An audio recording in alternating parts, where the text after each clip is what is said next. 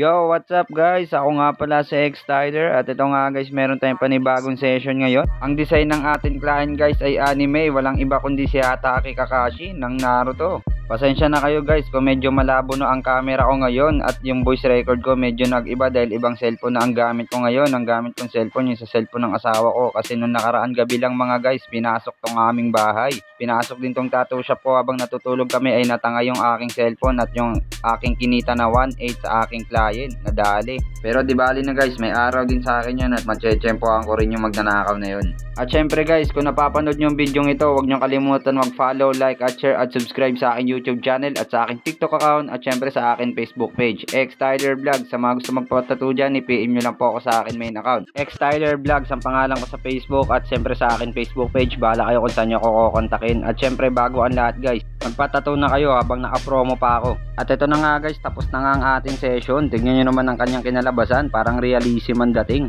Ang location ko nga lang pala guys, dito lang sa may Kogyo Gate 2 sa may Walisan, Macopa Street. Yun, napakaganda ng kanyang tattoo. Tapos na ang ating session, kaya ano pinaantay nyo guys? Kung gusto nyo ng ganitong tattoo, i-PM nyo na ako. PM for more details. We accept GCash payment. We open for walk-in, schedule, home service at sa service fee. Depende po sa laki ng location nyo.